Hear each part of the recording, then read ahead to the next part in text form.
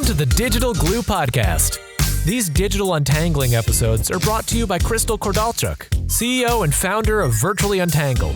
This podcast is for entrepreneurs who need untangling from the day-to-day tasks in their business. These virtual world untanglers never underestimate the power of a good idea. And if that sounds like a lofty goal, well, it is. A decade ago, Virtually Untangled was founded with the goal of creating meaningful digital experiences that connect with people. Crystal and her team of honorary untanglers are now providing business owners just like you the opportunity to own your story and share it with the world. So, every Tuesday morning, she'll be dropping a new episode that will help you think big and dream even bigger. Let's dive into today's episode. I truly do believe that my creative mind is my greatest weapon. People with creative personalities really do see the world differently. So what is about designers such as me that make us show the world things that are new, refreshing, different, perhaps even a bit off kilter, and maybe even things you've never imagined before? To get all scientific on you right off the hop, did you know that neuroscience has proven that people with particularly creative minds have brains that are wired differently to individuals with less creativity? This now explains a lot about my life. What's even crazier is that the how has yet to be defined. Scientists know it has to do with different personality traits, certain behavioral patterns, family, and social influences. But to me, those feel like the obvious answers. So what traits are most common with individual creative minds of the world? I know you're craving to pick up a few. If your creativity has been low lately, blame it on the ever-changing moon cycles. Or if you feel you don't have a single creative bone in your body, which isn't true. From what I've observed throughout my lifetime of living amongst many creative individuals and being one myself, it all starts with daydreaming. Some may say it's a complete waste of time, but those of us living the right-brained life beg to differ. Daydreaming is far from a waste of time. It is where we make our strongest connections with our ideas. It allows us to put things in motion, finish that mind puzzle, and look at things, beings, life, music, art, behaviors, colors, styles, and so on in so many different ways. Ways that may not make sense at first glance, but they're all buzzing around in our brain for a reason. These realistic daydreams show us the possibilities which we can act on. Daydreaming is the purest form of being. Take that away and one suffers. Visualization is daydreaming with a purpose. Another quality trait high up on the spectrum would be the way we're always asking questions, which I like to call challenging the status quo. We want to make a huge impact on the world, the way things in the world are viewed. Truthfully, everything. We want to make a difference. And that is why we creative individuals are always in question mode. What if I this? Why can't we that? Why wouldn't this? How do I? So no, we're not trying to agitate everyone around us. We're trying to push the boundaries of what's already out there and define the world as it is yet to be able to be redefined, all possibilities, all at the same time. Which brings me to my next point, the zone. If you have someone in your life who lives on the edge of the world because their mind is always elsewhere, aka in the zone, in creative land, you know exactly what I'm talking about.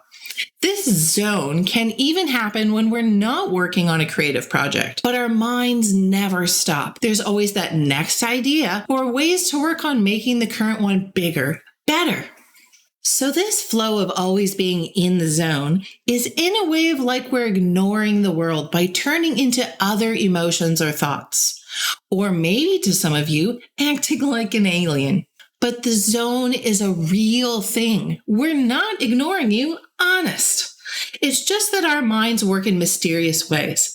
And it's almost as if our brain is locked in an impenetrable bubble. Not even sound can get in. Nothing. not until that idea has been implemented full force or planned out strategically in our minds. Hence why Pinterest and Instagram for creatives can become a minefield, literally lost for days. And through all this is how us creative individuals form patterns and connections. For us to truly create and contribute to the world, we have to be able to connect countless little dots to cross-pollinate the ideas. Let's call these building blocks. We've mustered up in order to combine and recombine these pieces into new and shining masterpieces. And the more building blocks we have at our disposal, the more interesting our masterpiece will become. So really, every new idea is just a mashup or a remix of previous ideas. And when you add the knowledge one has with certain platforms, devices, and mediums, it creates a true big bang power of brand spanking new experiences. After all, the more knowledge one has, the more connections can be made. As Steve Jobs cleverly stated, creativity is just connecting things. When you ask creative people how they did something, they feel a little bit guilty because they didn't really do it. They just saw something. Most of us living the creative life also battle with project multitasking because something always feels unfinished, difficult, or not as perfect as we wanted. So we abandon it, maybe not forever, and get distracted by our next big idea. For example, here's a list of the art projects I currently have on the go. You're seriously going to let out a huge Charlie Brown? Good grief. In my world beyond business, I have 3 beautifully started but not quite finished me-sized canvas paintings. A Medusa, a heart-shaped tree, and a beyond the looking glass Alice in Wonderland. Oh, make that 4. And a swimmingly cute jellyfish with many, many more ideas hidden on sketches in a secret place in my art studio. I also have a handful of half-painted craft projects, 2 pieces of driftwood that I started wood burning art designs on, still learning this new hobby. It's a long and slow process. A stack of Christmas crafts I began creating, let's say about 2 years ago now. A book I wrote, but still needs some fine tuning and a cover designed for it. And a short stack of adult coloring books that I just keep getting as gifts, which I love, but never have time for. And that's just my short list. It's not that I don't want to be working on all these glorious projects. It's just that I love doing so many damn things on so many different creative levels that I can never quite sit down and finish one project at a time. Because for me, it depends on my creative mood. Do I feel like painting, sketching, reading, researching new ideas and techniques? Or do I feel like being a messy artist? A soulful painter with jazz music flowing in the background. All depends on the day I had and the mood I'm in. Then there's the business front, my personal VU projects, and those of my wonderful clients who need a little untangling. But that's a story for another day. This doesn't even complete a true full list of all the traits that come along with living a right-brained life. Just a mini version of the ones that I feel are top of the list. So before we move into a like-minded topic, let me ask you this. How do you see the world? Now into the realm of a different pursuit, thought leadership. Our audience's brains crave certain chemical reactions to confirm what we are reading, hearing, and seeing from brand experts' voices and stories. To keep them coming back for more, one needs to strengthen their message, focusing on real things, real feelings, and pain points, which tends to lead to more conversations, elevated interests, growth of influences, and ultimately an increase in sales. So if you're ready to deliver the goods, then this next discussion topic is for you, where we'll deep dive into how to help your audience feel better about themselves, all the while meeting their most important needs and desires.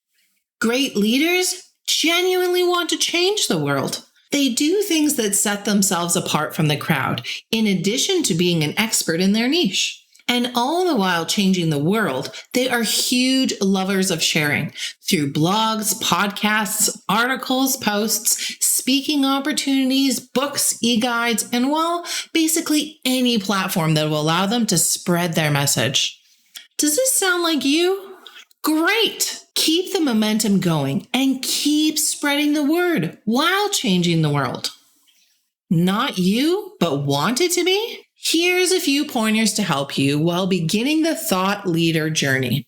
Number 1, never stop making connections, especially right now in a near all virtual world. Virtual coffee is key. Number 2, create a win-win network. Connect your people with other people. Pay it forward. Number 3, don't be shy. Occupy the authority space that surrounds you. Don't just explain your thoughts and ideas, implant them. Number 4, just keep swimming. Think of Dory in Finding Nemo.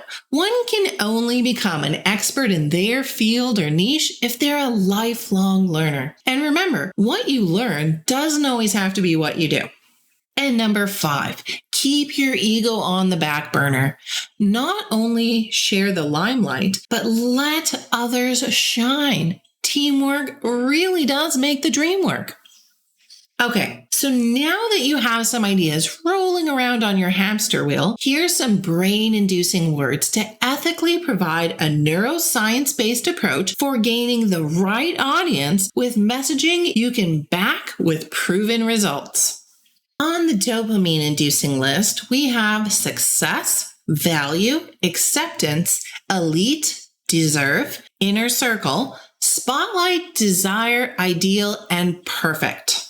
And on the serotonin-inducing list, we have words like dream, imagine, possibility, creativity, vision, inspire, spark, accelerate, hope, and idea. And lastly, on the endorphin-inducing list, which could include words like adventure, change, unconventional, rebel or rebellion, manifesto, brazen, passion, powerful, secret, and out of the box. If you're a thought leader and you do things the right way with the right branding and word representations, your message can truly change the world. Okay, let's switch gears one more time. We talked about living the creative life, then about being a thought leader. As an entrepreneur, what do both of these things have in common in which they need to get by not only for sanity purposes, but in order to create a well-lived, balanced life? A checklist. Embarking on the journey towards entrepreneurship is exciting when envisioned in your mind, but can be very daunting and demanding when materializing your ideas. Let me clearly state that being an entrepreneur is not for the faint-hearted or for those who are mentally weak at the knees. This type of career path will highlight your strengths and your weaknesses, aka room for improvements, and will force you to focus intently on bettering yourself to find success. So let me ask you, do you feel you are tough enough mentally and emotionally? Are you prepared to work unbelievably hard and constantly and consistently in order to keep a competitive mindset on how to better enhance yourself for success? I sure hope so, because this is what the life of entrepreneurship demands of you on a continual basis. Procrastination, lack of determination, and negative self-talk are not welcome here. You truly need to be fearless in the pursuit of setting your soul on fire. So if you're new to this world or on the fence, or maybe been here a while but feeling all the struggles, here are some personal tools to help assist you along your entrepreneurial journey. Starting with number 1, willpower. Okay, so you've taken your very first steps into the big bright world of being an entrepreneur, or you've been here for some time now but need a change. Everything you do from here on out has to broaden your horizons, and reality has set in. You now require the strength to push through anything, including setbacks and discouraging circumstances. You have a lot of responsibilities, probably more than you imagined, and you have to wear many hats, including being your strongest advocate as well as your loudest motivational coach. Taking that leap to become an entrepreneur or change all the things is a competitive and demanding journey. Only those with the most determination and strong focus will succeed. Make sure you are included in that exceptional group of people. Willpower is the key to success, and we truly believe that successful people strive no matter what they feel by applying their will to overcome apathy, doubt, and fear. Number 2, commitment. Every single entrepreneur out there has so many days that are just plain rough. So when it comes to commitment, there are no gray areas. Either you're committed to your ideas and dreams or you're not. It's that simple. You will have to work all the time. Be willing to try anything. Be flexible and willing to get your hands dirty, all the while staying true to yourself, your brand, your vision, and your mission. Just remember, many of the greatest visionaries have failed time and time again, but they were all unwaveringly committed to making their visions a reality. Number 3, perseverance. It's unfortunate, but the truth of the matter is that many people will doubt your ability to be a successful entrepreneur. First of all, shame on them. And secondly, shame on you if you believe them, even for a second. If distractions of outside influences negatively interfere with the development of your business, then you may just be destined to fail. You must always remember to be your biggest, loudest, and most obnoxious cheerleader when things seem impossible to accomplish. Perseverance is an important aspect of being a successful entrepreneur. You know that saying, if at first you do not succeed, try again? That means that few individuals are able to achieve great things without first overcoming the obstacles that stand in their way. Entrepreneurship isn't always the sexy, glamorous career path it's been made out to be, but it's also not about giving up and the last man or woman standing when everyone else has fallen to the wayside. With ordinary talent and extraordinary perseverance, all things are attainable. Number 4, courage. No matter what you may be feeling or even fearing, you must be determined to conquer the risk of failure. Failure isn't always a bad thing. However, those who are fearful of the unknown remain in a dependent position, while those who produce answers in the unknown create freedom. So use all your feelings and fears as motivation to push harder towards the light of success. As humans, we're wired to survive, and in today's tech-heavy world, that can sometimes make us lazy. If we have enough in our terms, then we strive for a better life. So if you want to accomplish something in your life, you must have the courage to protect your dreams. It's not always easy, trust me, I know, but don't be afraid. Face your fears, conquer them with style, be resilient, and the results will show. As Ann Radmacher says best, courage doesn't always roar. Sometimes courage is the quiet voice at the end of the day saying, I will try again tomorrow. Number 5, determination. One of the most common reasons for entrepreneurial failure, and sometimes sadly even business closure, is a lack of determination and persistence. Those who are not determined to persevere until full-blown success tend to just jump from one idea to the next when something becomes difficult. This is not the way to place yourself on the path of success.